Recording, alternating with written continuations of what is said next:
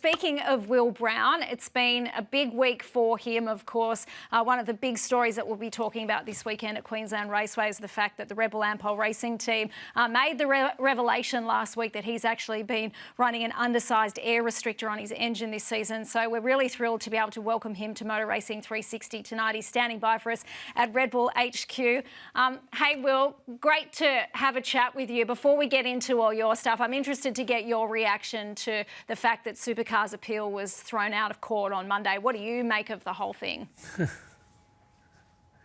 Yeah, I reckon you might see a few cars go under this weekend as well. But no, we just had our pre-brief, and obviously it was a discussion point that came up to understand what we do with our tyre pressures. Obviously, a lot of people start their pressures around 16.5, 16.6 to be very lenient and make sure that they don't go under, because it was always a disqualification, so you never wanted to risk it. Now, obviously, with this coming out and them getting away with it, it adds in question points to, do we get lower? Do we go lower? Can we drop below it now and actually get away with it? So, yeah, I think you'll see people pushing the limits a lot more out there, and we'll see what comes of it. It's going to be really, really fascinating to see who flirts on the edge of that.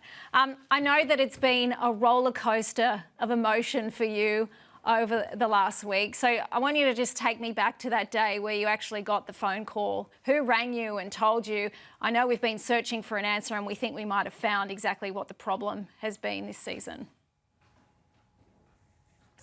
Yeah, I guess they probably delivered it to me the best they could, and that was through Andrew Edwards, my engineer.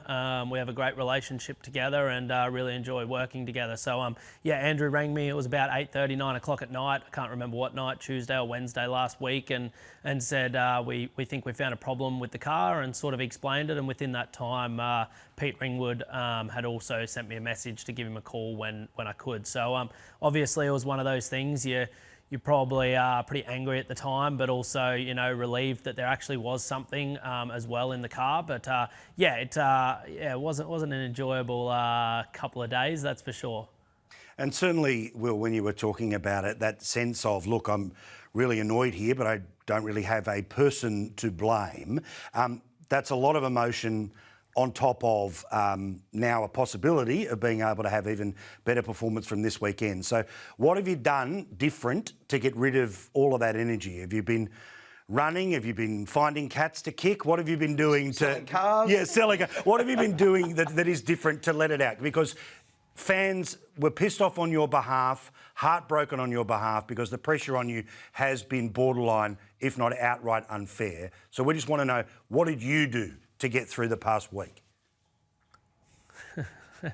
Unfortunately, you just want to go into hiding and just do the whatever you want, go on a holiday, have some beers, have a great time and that. But unfortunately, we're in motorsport, things don't stop for these sort of things. So, it's disappointing, but I was still doing my appearances, still training, going to the gym, doing the things that I have to do to try and prepare for Ipswich. So, like I say, I would have loved to do many things over the last week and sort of just get away from it all. But we're right in the middle of our season. It's sort of do or die for us right now, and finding that was sort of something that you've got to dig deep and try and be positive. To be honest, I as you guys know, I try and be a very positive person. I feel like over this year, even with I think being at a disadvantage to a lot of the other cars, I've tried being positive and tried driving back through the field. But that was my biggest thing, just trying to find some positive outcomes of it and not dwell too much on what the last 8 months has been, because to be honest, it has been tough. And I'm probably in a fortunate situation in my career that I've won a championship and sort of quite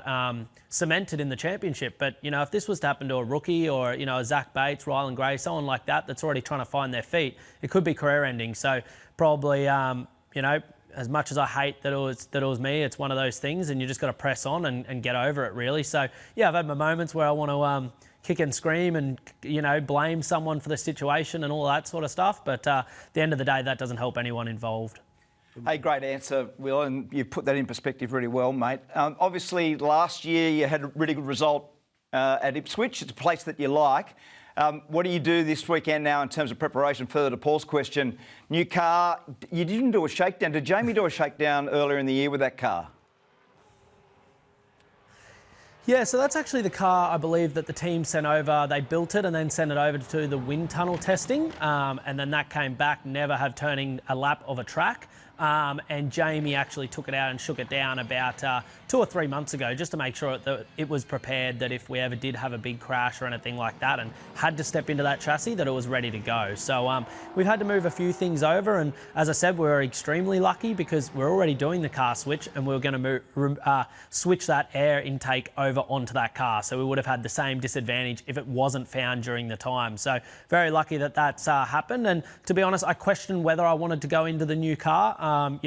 We had found something that was wrong with the old car. The old car was probably doing everything we wanted apart from that. So it's a bit of a risk stepping into the new car as well. But I trust that all the boys and girls here at Red Bull Ampol Racing do a fantastic job. So it's a new thing for us this weekend, but a lot of positives to look forward to as well. Will, we had a conversation with Jamie off the record last week, and he got quite emotional when we asked about some of the hard love that he'd given you throughout the year. And there's been reports that he put you on a performance plan, that you put some other impositions put on you, like having to go into the workshop. I mean, what actually happened, and how do you feel now that you're fighting with one hand behind your back?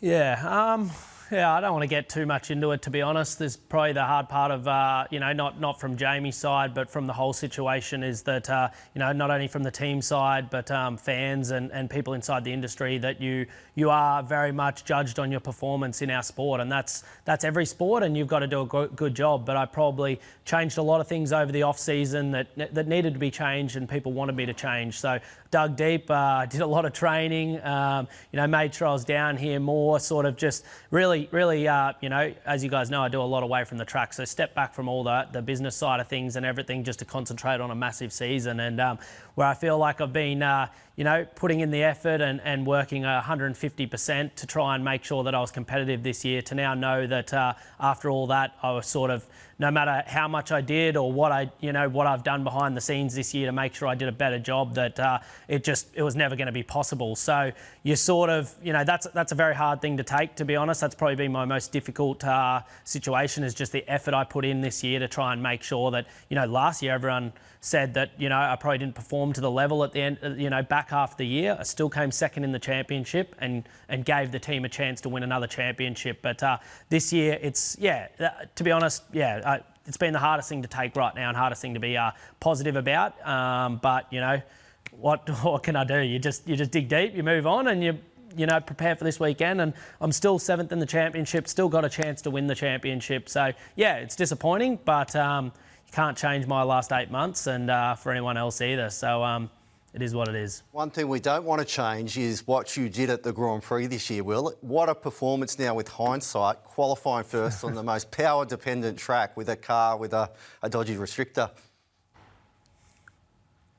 Yeah, it shows how big that lap was, doesn't it? No, it was. It's obviously cool to get a pole. We probably should have had another 1 or 2 poles looking at the data. But like I say, I don't want to get too down on it, because I probably spent my weekend trying to put it behind me and just come into a big week of Ipswich and going racing with. At the end of the day, it's just, a lot of people online are probably thinking, he better go to Ipswich and he better win. But at the end of the day, all I'm turning up with is the same equipment and same opportunity as everyone else. There's some great drivers out there. Grove are beating us due to the job they're doing and currently how well they're rolling out early in the weekend and setup wise. So I'm not going there thinking we're just going to win straight away. Obviously, I'm dug deep. I've probably got a fire underneath me to come there and try and prove something to everyone. But at the end of the day, I also need to be realistic, is that, we've had a tough couple of rounds from a balance point of view and setup as well. So we're finding our feet there and trying to build on that. We're obviously, we found a 10th and a half without doing anything, and you don't get that very often in this sport. So I hope there's another 10th and a half somewhere there like that. But we just got to roll with the punches and just prepare as best we can and just get back to normal racing. It's going to take a bit, build confidence. People talk about it, but it is one of those things. You've got to build your confidence over time, and for us, that's building back for Gold Coast, where we want to have a great Bathurst, but we're building back for Gold Coast in the finals to really hit it hard and jump out there and try and have a strong run home. So not counting ourselves out yet, that's for sure. And knowing you the way I do, I know that you are always up for a challenge. If someone can say to you, you can't do this or it's impossible, you will find a way to make it happen. And I know that starts this weekend at Queensland Raceway. So it's been a happy hunting ground for you and your organisation there over a long period of time. Is there a bit of an advantage with Queensland Raceway being your home track? And how do you really make sure that you maximise every opportunity and start to build that confidence that I know that you've been missing this year? Yeah, obviously this weekend, like I said, I got a bit of a fire there and want to prove a few people wrong. But you also got to keep it calm and try and execute and go through the procedures and everything like that, the processes that we're used to. But yeah, QR obviously last year was probably one of my best rounds. Qualified in the top 3 or 4 for all the races. Had a win there, so that's my last win actually was at QR. So obviously it's happy hunting grounds for us and something that for me it's a home round. I've got a lot of friends, family and everything like that coming out. So yeah, it's going to be exciting. I hope we can turn it around and start pushing forward. If we could, even if it was like we want to win, like I say, but if we're in that top 5 all weekend and really up there with the chance to win again, it'd be fantastic. I thought it was nice of your co-driver to try to share some of the attention of the past few days. What was that chat like over the weekend? Yeah, I'm sure you guys will be putting that one up on the big screen with some of the stuff he gives Supercars. But no, it was quite funny. I remember getting sent it by a few people and I was like, oh, that was an interesting one. I'm sure when you scrutinise other people, you've got to be very careful you don't make those mistakes. So Scott actually had a laugh about it. He is good like that. He'll sort of make a joke of it himself and have some fun with it, and he understands how it all goes. Absolutely. So obviously I remember doing the displays at Geelong and all that, and that is, when you're doing a display, it's if you crash, it feels terrible and it's the most embarrassing thing ever. So I can only imagine how he felt for a while, but he took it quite well and put it all over the socials and that, had a laugh with it. But yeah, hopefully just that's his only crash for this year. Absolutely, and none of that when there's a baby seat in the back. All the best to you, Will. Well, we really appreciate you coming on to Motor Racing 360. The good news is if there are any celebratory burnouts to do this year, they are all yours. We'll see you at Queensland Raceway on the weekend. Cheers, thanks guys. Yeah, that's a tough one to live down. Do they run lessons for doing burnouts, Scafey? I don't think so. No, I don't think so. Do they do it at Goodwood at all, Felty? With the jacket. The only thing more embarrassing than that is this jacket. I'll give it that. But to his credit, he called spoke to me from Latvia, and it was He's owning it. Come on. Showed some balls here. That was his first burnout he's ever done in a supercar, and he did it after crashing into a wall. He's only won one race, and that was at Melbourne, and you're not allowed to do them there. So to think about it, you're sitting there thinking, I'm about to become a meme, reverse it out, and then actually do a donut. Not bad. But what I loved about this story was that there's this account called The Daily Dump. The guy's only got about 700 followers, and I'm one of them. I think it's outstanding. A guy called SVG has suddenly popped up on the account, and he doesn't do much on social media, and he's given it to him. And that's a mate. Yeah. And the WhatsApp chat group apparently was even better. That's good. Everyone owned it. And what about Scotty Mack got involved here too? It's consistent. Hey, just about Will, you can see this fight inside himself, right? Where there clearly is a guy who is pissed off about what has happened to him, but equally there's a guy who's kind of desperate to make the most of the moment. And I've got to say, I was fascinated looking forward to the chat because we all knew what was behind the scenes. We saw his first reactions on socials, right? And it all still was very raw.